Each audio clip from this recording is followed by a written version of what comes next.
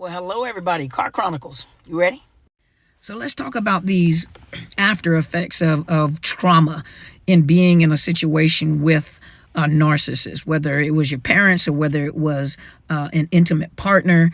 But let's talk about some of that. We talk about PTSD and complex PTSD. Now, for those of you that don't know, PTSD does not develop the day after you go through something. PTSD usually develops, and the best way that I can explain it from a clinical perspective and explaining it in layman terms is usually happens within a 6-month period of time. Usually, you know that you have PTSD, especially if you're clinically diagnosed with it, after 6 months after the event. Complex PTSD, on the other hand, is just a short version of a long explanation. Complex PTSD, you continuously going through the trauma over and over and over again. A lot of you that were in narcissist relationship or even with your parents, you went through complex PTSD. So you were constantly going through it every day. PTSD is normally an event that has happened, but complex PTSD is an event that continues to happen over and over and over again. And that's for many people that have been in narcissistic abusive relationships, your parents, your caregivers, or the intimate partners. So many of you know about the fight, flight, or freeze. You're in a adrenaline-fueled situation that causes you to fight, flight, or freeze, part of PTSD. And so there are some people that fight, always fighting, because you had to fight when you were young. You had to fight in this relationship. You were always fighting just for basic needs, fight to be heard. All your life you had to fight. So as you get older, you're fighting the helpers. You're fighting people when they're trying to give you information and you disagree. That's all you know. You know how to fight. And sometimes you just become argumentative all the time because you are constantly on that fight mode.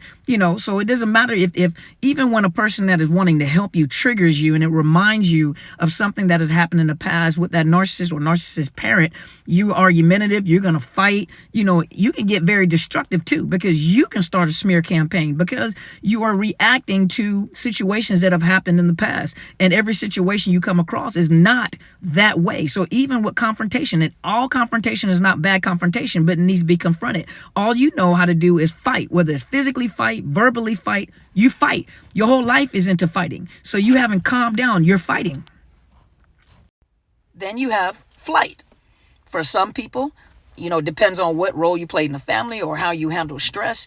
You flight. You free. You flight. You run. It's better to get away from it. I don't want to confront it. And so that's how you go throughout life. You run. You won't confront the issues. I don't like confrontation. I don't have time to argue with people. And you won't confront situations. Go to part 2. Let me talk about it some more. So Car Chronicles.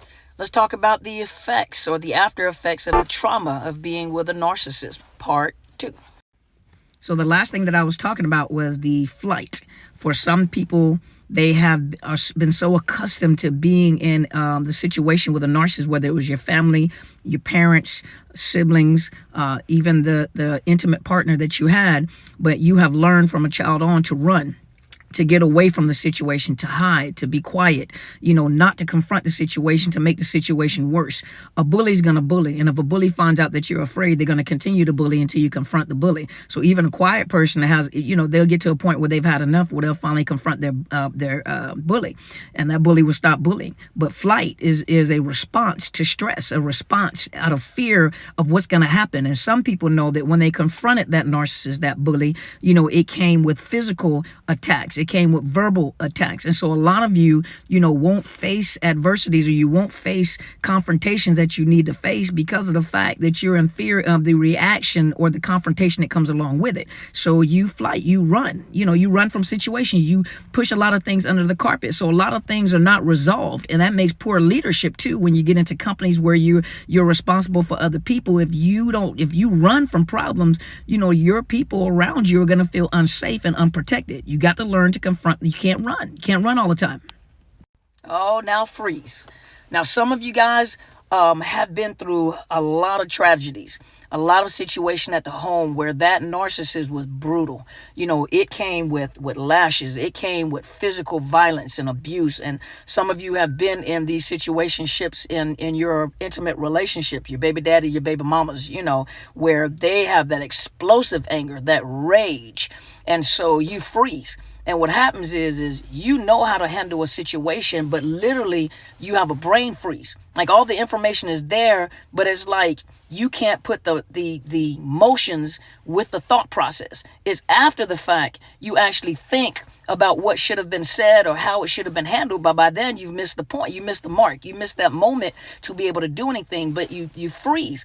And so your mind actually shuts down where you have no thoughts because you are frozen in fear. That deer in the headlight look, where the deer just gets out there and they freeze and they end up getting hit and you're like, oh my gosh, you're dumb, won't you move out the way, just run. But the adrenaline has pumped, the fear is set in, and you got to figure out, where does that fear come from? The fear of confrontation, the fear that you are experiencing, where is that fear coming from? What happened in those days where you were afraid to say something? But a lot of you will freeze and your mind actually go blank where you can't even handle the situation at hand. And that's not good. You got to find out the root cause, the root source. So fight, flight, or freeze, the after effects of trauma.